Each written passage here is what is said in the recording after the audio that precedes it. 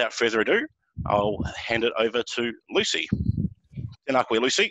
Kia ora.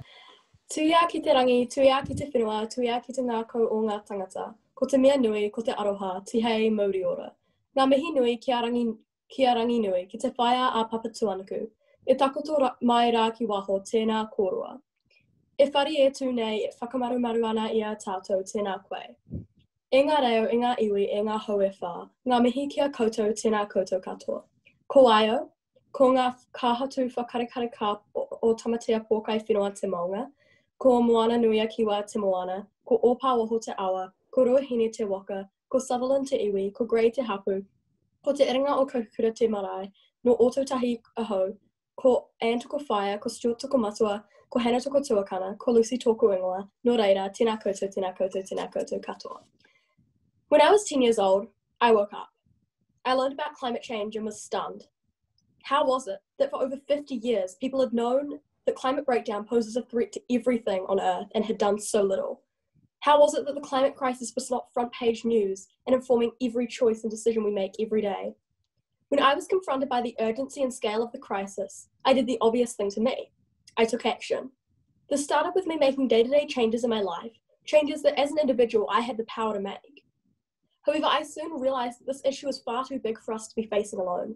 So I started having conversations with others, talking with friends and family and peers, grew into connecting with schools and community groups. These connections grew into starting School Strike for Climate in Ōtautahi, Christchurch, and standing alongside millions of people across the world in the 2019 climate strikes.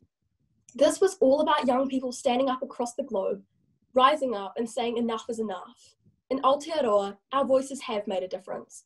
Around the country, city councils have declared climate emergencies. We have a Zero Carbon Act, a climate commission, banks and businesses are moving towards zero carbon, and climate change is being taught in schools.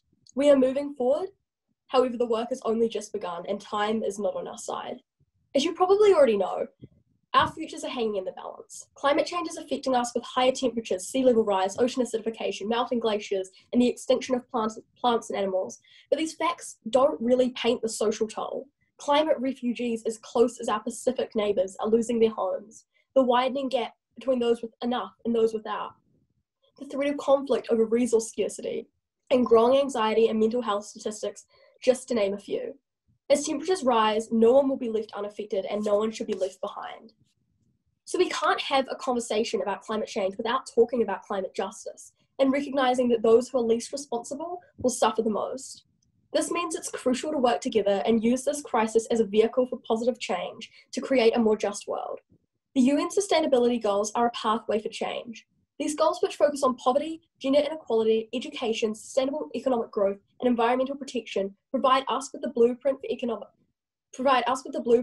for adaptation and mitigation of climate change. But as we all know, it isn't going to be easy. Talk of positive, progressive social change can generate fear, resistance, and conflict, as we have seen all across the globe. We have seen an unfair burden of change placed on the individuals, where governments, leaders, and businesses have shirked their responsibilities, often placing profit and popularity over the well-being of people and planet. While the climate crisis is an environmental disaster, at its heart, it is a social and economic crisis, born out of unsustainable growth, consumerism, and the exploitation of our planet constantly. For my generation to have a future, we need radical change. The kind of radical change that means all life is valued and protected. So how do we come together with shared goals and find our way through this? We need to come at issues with an open mind and share our thoughts respectfully. If we do not have a world where people, no matter the colour of their skin, their religion, their sexuality, their age, their status or ideology, can feel listened to and safe, we need to change. If we do not have a society where people feel included, no matter who or what they identify as, we need to change. If the spaces for people to be who they are exactly as themselves do not exist, then we need to create them. We need to listen to the concerns of the young, learn from the wisdom of the old, and uphold the rangatiratanga of Indigenous peoples. When we prioritise the needs of the most vulnerable and affected in our communities, then we will be on the right path. It is only with making spaces for everybody's voices we can move forwards justly. I've always been passionate about justice. It doesn't make sense to me why you wouldn't want justice. Why wouldn't you be willing to invest in renewable and sustainable energy? Why wouldn't you want a healthy future for everyone? Why wouldn't you want to put an end to injustice? We need to speak out when we see injustice, keep asking the obvious questions, and listen to each other. So if you are listening to this, feeling overwhelmed by climate change, I urge you to reach out, find your voice, start a conversation. In doing so, you're taking action. These conversations can grow into a sense of belonging that can sustain and support you. If you are passionate about becoming part of the solution, you can make climate justice inform everyday choices, like what you choose to eat, how you travel, what you buy, what groups you support, who you follow on social media, who you invest with, and who you vote for. Through my journey, I've learned that you don't need to wait for someone else to act. You don't need to wait until you're older to make a difference, and you definitely don't need to be experienced to take a lead. All of our voices count, all of our voices are needed, and it will be in coming together that we will be our strongest. He waka e ke noa, kia ora koutou. Tēnā koe, Lucy. O tira, tēnei rā te mihi ki a koe.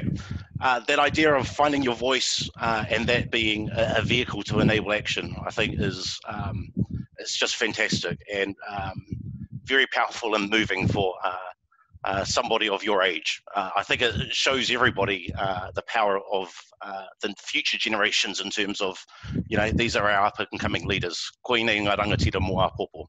Nō reira tēnei te mihi ki a koe, Lucy.